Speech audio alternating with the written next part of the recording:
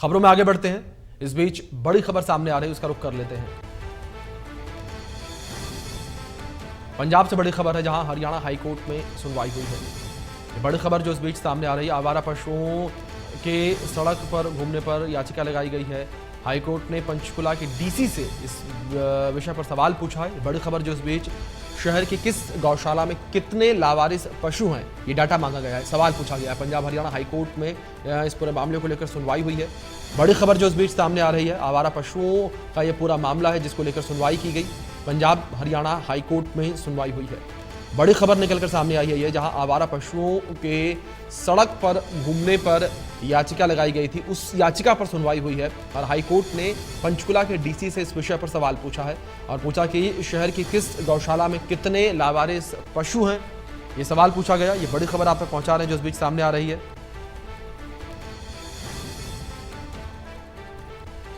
Punjab Haryana high court में आवारा पशुओं के मामले को लेकर सुनवाई जो है की गई है और हाईकोर्ट ने जो है सवाल भी इस पर पूछा है।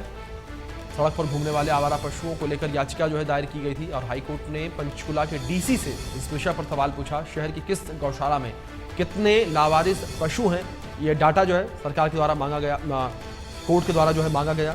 ये बड़ी खबर आप तक पहुंचा रहे हैं जो इस बीच सामने आ रही है। पंजाब हरियाणा हाईकोर्ट में आवारा पशुओं के मामले पर सुनवाई हुई है। याचिका जो है लगाई गई थी आवारा पशुओं को लेकर जो रोड पर घूमते हैं और आवारा पशुओं के सड़क पर घूमने पर लगाई गई याचिका पर पंजाब हरियाणा हाईकोर्ट ने सुनवाई की। सुनवाई करते हुए हाईकोर्ट ने पंचकुला के डीसी से सवाल पूछा कि शहर की किस गौशाला में कितने लावारिस पशु हैं, ये सवाल पूछा गया। इस बीच हमारे सहयोगी साक्षी शर्मा जुड़ गए, सीधे उनका रुख कर लेते हैं। साक्षी, क्या अपडेट इसको लेकर मिल पा रही है, किस तरीके से याचिका लगाई गई और किस तरीके से सुनवाई हुई है कोर्ट में इसको लेकर, हाईकोर्ट में?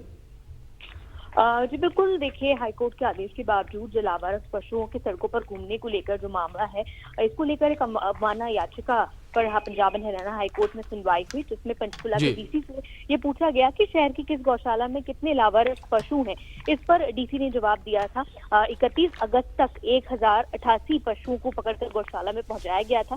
लेकिन याचिका दाखिल करते हुए सिटीजन कमेटी हाउस ऑनर्स में के जो एडवोकेट है प्रशांत गुप्ता, उन्होंने हाईकोर्ट को बताया कि पंचकुला सहित पंचकुला एक्सटेंशन में लावारिस पशुओं की संख्या जो है वो लगातार तेजी से बढ़ रही है।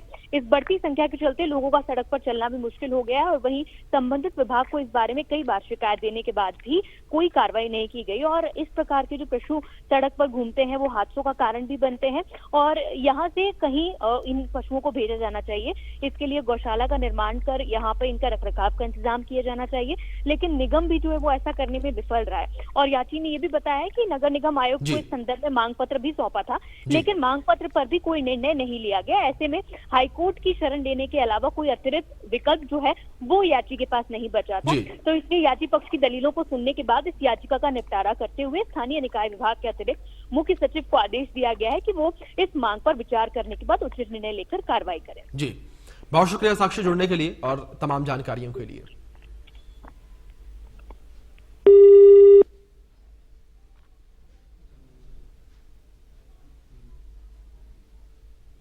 तो बड़ी खबर निकलकर सामने आई है। पंजाब हरियाणा हाईकोर्ट में आवारा पशुओं के मामले पर सुनवाई हुई है और एक जनहित याचिका लगाई गई थी। सड़कों पर घूमने वाले आवारा पशुओं को लेकर ये याचिका जो है वो लगाई गई थी और इस याचिका पर सुनवाई जो है वो हुई है। ये बड़ी खबर आप तक पहुंचा रही है जो इस बीच सामने आ रही है। हाईकोर्ट ने पंचकुला के डीसी से इस विषय पर सवाल पूछा कि शहर की किस गौशाला में कितने लावारिस पशु हैं।